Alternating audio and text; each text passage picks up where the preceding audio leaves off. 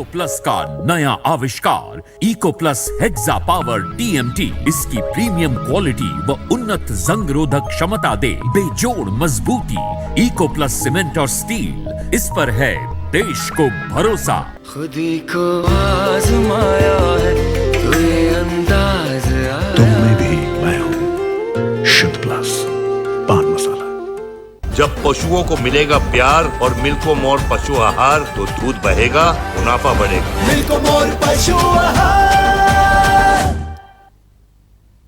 नमस्कार, आप देख रहे हैं लोकमंच न्यूज और मैं आपके साथ प्रियंका राजपूत। बुलेटिन की शुरुआत करेंगे इस वक्त की अहम खबर के साथ और सबसे पहले बात करेंगे औरैया की। रूस और यूक्रेन के बीच चल रहे भयंकर युद्ध और गोलाबारी में फंसे जनपद औरैया के सभी 12 छात्रों को भारत सरकार ने सकुशल सुरक्षित उनके घर परिवार से मिलवा दिया है। यूक्रेन से लौटकर आए छात्र दिव्यांशु से शनिवार को जिलाधिकारी सुशील कुमार ने वर्मा ने मुलाकात करते हुए तिलक नगर स्थित छात्र के घर पहुंचे और उसके माता पिता से भी बातचीत की। जिलाधिकारी औरैया ने बताया कि एमबीबीएस की पढ़ाई करने के लिए औरैया के छात्र भी यूक्रेन में गए थे और लेकिन रूस और यूक्रेन के मध्य युद्ध शुरू हो जाने के कारण औरैया के 12 छात्र छात्राएं संकटग्रस्त यूक्रेन में फंसे हुए थे, जो कि अब सभी छात्र छात्रा सकुशल अपने घर वापस आ चुके हैं और सकुशल घर वापसी के बाद सभी छात्र छात्राओं के परिवारजनों ने भारत सरकार का आभार व्यक्त किया है।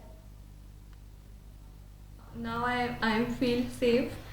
मतलब हमको 24 में कुछ मतलब बॉम्ब ब्लास्ट हुए थे उड़ीसा में, बट मतलब स्टार्ट हो गया था 24 को, बट 25 को बहुत ज़्यादा मतलब सीवियर सिचुएशन हो गई थी और मतलब हमको बंकर वगैरह में भी जाने के लिए बोल रहे थे। तो हमने सोचा कि हमें यहाँ से निकल लेना चाहिए क्योंकि हम यहाँ पे फंस जाएंगे।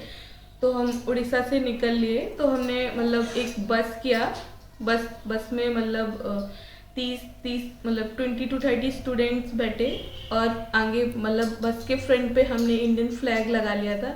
तो मतलब हम जा रहे थे तो हमको लोग मतलब कभी देख मतलब रोक रहे थे। जब वहाँ पे बमबार्डिंग शुरू हुई उसके बाद तो बस ये लग रहा था कि बस घर ही जाना है। तो बॉर्डर तक ये लग रहा था कि बस बॉर्डर तक किसी तरह से पहुँच जाएं और क्रॉस कर जाएं। तो मेन दिक्कत बॉर्डर क्रॉस करने में थी। फिर उसके बाद रोमानिया पहुँचे हम लोग। फिर रोमानिया में भी दिक्कत वैसे कुछ नहीं थी, लेकिन टेम्परेचर माइनस में था। हम लोग 6-7 घंटे तक माइनस में लाइन में लगे रहे रिफ्यूजी वीज़ा के लिए। फिर उसके बाद उन रोमानिया होटल में उन्होंने रुकवाया, फिर खुद से बस करवाई। तो और मेन दिक्कत जो है वो जैसे ही हम लोग बॉर्डर पे पहुंचे हैं तो वहाँ पे इतनी भीड़ है, वहाँ पे रुक भी नहीं। अब बात करेंगे आजमगढ़ की। आज मतदान सुबह 7 बजे से शाम 6 बजे तक होगा। पोलिंग पार्टियां लगी हुई हैं। आजमगढ़ में 10 विधानसभा के 114 प्रत्याशियों का फैसला मतदाता करेंगे, जहां टोटल मतदाता 36,45,538 में से 19,13,000 और 74 पुरुष तो वहीं महिला 17,32,380 के लगभग और अन्य 90 हैं। जिले में 18 से 19 वर्ष के वोटरों की संख्या लगभग 40,000 से अधिक बताई जा रही है। तो वहीं पर शहर में 25 समेत पूरे जनपद में आदर्श बूथ बनाए गए हैं। इन बूथों में सुविधाओं के साथ अन्य बूथों समेत इसमें विशेष कोविड पालन करवाया जा रहा है। आपको बता दें कि आज आखिरी चरण के मतदान है। तो वहीं पर आजमगढ़ में सुबह 7 बजे से मतदान शुरू हो चुके हैं, जो कि शाम 6 बजे तक चलेंगे। पोलिंग पार्टियां सतर्क हैं। तो वहीं पर आजमगढ़ में 10 विधानसभा के 114 प्रत्याशियों का जो मतदाता हैं वो फैसला करेंगे। और आपकी जानकारी के लिए बता दें कि टोटल मतदाता 36,45,548 में से 19,13,070 से ऊपर पुरुष हैं।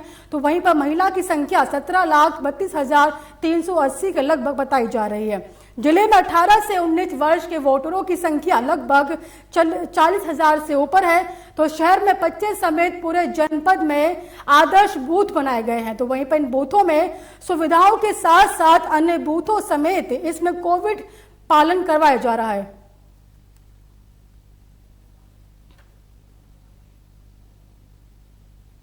बड़ी खबर आजमगढ़ से सामने आ रही है। बता दें कि शिवली कॉलेज के पोलिंग बूथ पर ईवीएम खराब होने की खबर सामने आई। बड़ी खबर आपको आजमगढ़ से बता रहे हैं, जहां आज आखिरी चरण के मतदान है, तो वहीं पर आजमगढ़ में शिवली कॉलेज के पोलिंग बूथ पर ईवीएम मशीन खराब होने की खबर सामने आई। सेक्टर 11 के अंतर्गत पोलिंग बूथ पर ईवीएम मशीन खराब हुई, तो वहीं पर ईवीएम मशीन खराब होने की वजह से मतदाताओं को परेशानी का सामना करना पड़ा। बताया जा रहा है कि लोग कतार में खड़े हुए हैं और तो वहीं पर इंतजार किया अपने वोट करने का। और आपकी जानकारी के लिए बता दें कि आज 7वें चरण यानी कि आखिरी चरण का मतदान है, तो वहीं पर आजमगढ़ में शिवली कॉलेज के पोलिंग बूथ पर ईवीएम मशीन खराब होने की खबर सामने आई। और आपकी जानकारी के लिए बता दें कि सेक्टर 11 के अंतर्गत पोलिंग बूथ पर ये मशीन खराब हुई और जिसके चलते मतदाताओं को कई परेशानियों का सामना करना पड़ा। और बताया जा रहा है कि मतदाता काफी लंबे वक्त तक लाइन में खड़े रहे।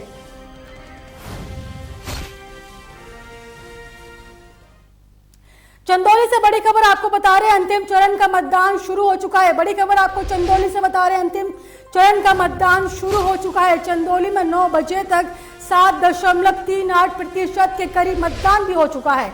300 आपको बता दें कि 380 विधानसभा सीट में डीएम और एसपी ने मतदान केंद्रों का निरीक्षण किया है। सुरक्षा व्यवस्था का चाक चौबंद इंतजाम किया गया और सकुशल चुनाव संपन्न कराने के लिए महकमा अलर्ट मोड पर दिखाई दे रहा है। बता दें कि अंतिम चरण के मतदान शुरू हो चुके हैं, तो वहीं पर जो कि शाम 6 बजे तक जारी रहेगा और चंदौली में 9 बजे तक 7.38% के करीब मतदान भी हो चुका है। और 380 विधानसभा सीटों में से डीएम और एसपी ने मतदान केंद्रों का निरीक्षण किया है। और बात की जाए सुरक्षा व्यवस्था की, सुरक्षा व्यवस्था कैसी है, तो जो पुलिस प्रशासन है अलर्ट मोड पर दिखाई दे रहा है। सुरक्षा व्यवस्था के चाक चौबंद इंतजाम किए गए हैं, तो वहीं पर चुनाव को सकुशल संपन्न कराने के लिए महकमा अलर्ट मोड पर दिखाई दे रहा है, जो कि आप तस्वीरों में देख सकते हैं। मतदाता अपना मताधिकार का प्रयोग करने के लिए पोलिंग स्टेशन पर पहुंच रहे हैं और अपने मताधिकार का प्रयोग कर रहे हैं।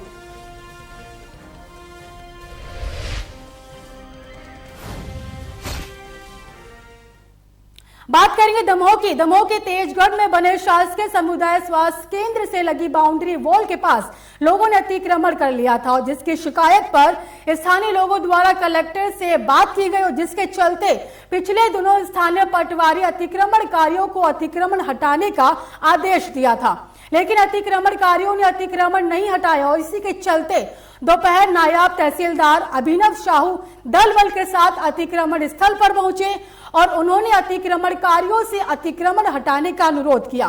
साथ ही उन्होंने कलेक्टर का आदेश भी अतिक्रमणकारियों को दिखाया और लेकिन अतिक्रमण हटाने के अतिक्रमणकारी तैयार नहीं हुए, बल्कि उन्होंने प्रशासन के अधिकारियों को धमकी तक दे दी और कहा कि अगर उनका अतिक्रमण हटाया गया तो वह जहर पी लेंगे। और इसी के चलते तहसीलदार ने अतिक्रमणकारी को नोटिस जारी करते हुए 5 दिन में खुद अतिक्रमण हटाने की बात कही। पत्र जारी करके अतिक्रमण हटाने के लिए जारी किया गया था, जिसके तारतम्य में नोटिस दिया गया था। 3 बार इन्हें बुलाया भी गया था, नोटिस लेके इनके द्वारा टाइम भी लिया गया था समय सीमा में। इनके द्वारा अतिक्रमण नहीं हटाने पर आज अतिक्रमण की कार्रवाई की, जिसमें 26 शाह का मकान तोड़ा गया। बाकी शेष मकान का उन्होंने स्वयं कुछ दिनों की मोहलत मांगी, जिसमें कि वो खुद तोड़ने को तैयार है। और इसका रतन सिंह पिता भूरे सिंह के द्वारा गुमठी बनाकर अस्पताल के गेट के पास दुकान निर्मित की गई थी, जिसके तारतम्य हटाने गए थे, तो उनके द्वारा भी समय की मांग की गई, जिस पर 10 तारीख तक का उन्हें टाइम दिया गया है और 10 तारीख तक में उन्होंने स्वयं हटाने के स्वीकार किया। सर कुछ जहर पर खाने की बात कर रहा है। उनका कहना था कि हम जहर खा लेंगे, फिर उन्हें समझाइश दी गई है कि ऐसा कुछ ना करें और शासन की कार्रवाई इसमें व्यवधान ना डालें। गाजियाबाद में बदमाशों के हौसले इतने बुलंद हैं कि गाजियाबाद के मोदी नगर थाना इलाके में शाम ढलते ही हार्डवेयर कारोबारी की दुकान में घुसकर बदमाशों ने हथियारों के बल पर लूट की सनसनीखेज वारदात को अंजाम दिया। गाजियाबाद के मोदी नगर में हरमुखपुरी गेट नंबर 2 के पास एक सैनिटरी हार्डवेयर की दुकान में व्यापारी से बदमाशों ने हथियारों के बल पर दुकान के मौजूद कैश लूटा और बेखौफ तरीके से घटना को अंजाम देकर फरार हो गए। लूट की इस वारदात को एक हिस्सा वहां लगे सीसीटीवी फुटेज में कैद हो गया। हालांकि बदमाश बेहद शातिर दिख रहे थे। उन्होंने दुकान में घुसे और दुकानदारों को हथियारों के बल पर ले गए और सीसीटीवी कैमरा भी बंद कर दिया। तो वहीं घटना की सूचना पर अब पुलिस बदमाशों की तलाश में जुटी हुई है।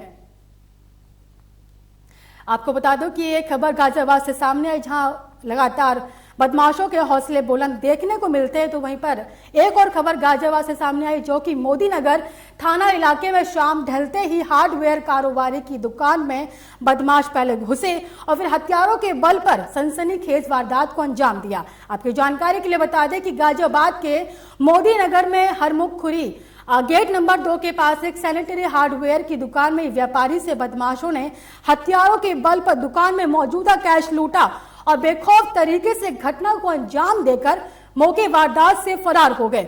लूट की इस वारदात का एक हिस्सा वहां पर लगी सीसीटीवी फुटेज में कैद हुआ। हालांकि बदमाश बेहद शातिर बताए जा रहे हैं और उन्होंने दुकान में घुसने से पहले दुकानदार को हथियारों के बल पर लिया, फिर उसके बाद सीसीटीवी कैमरे को ही बंद कर दिया। तो वहीं घटना की सूचना पर अब पुलिस बदमाशों की तलाश में जुटी हुई है। संदीप चौधरी मेरा नाम है। मेरी आरव हार्डवेयर सैनिटरी के नाम से दुकान है और 3 बदमाश पिस्टल और तमंचे के साथ दुकान के अंदर घुसाए और उन्होंने मेरे साथ लूट और मारपीट कर ली। क्या क्या ले गए हैं बदमाश? वो मेरा सारा कैश ले गए। लगभग कितना कैश होगा? 25-30 हज़ार भी हो सकता है, ज़्यादा भी हो सकता है। मुझे गले का आज का पता नहीं कितना था और जो मेरी जेब का था वो सारा ले गए। किस चीज़ पर आए थे बदमाश? वहाँ उन्होंने दुकान से कुछ दूर पे बाइक थी और बाकी का हमें पता नहीं तो कैसा है। बाइक तो थी उनकी। क्या कोई घटना है? ये 7:17 की घटना है। क्या कोई धमकी वगैरह भी देके गए? हाँ, उन्होंने सीधी धमकी, जो किसी को कुछ कहा तो गोली मार देंगे। फिलहाल मुझे दीजिए इजाजत और देखते रहिए लोकमंच न्यूज।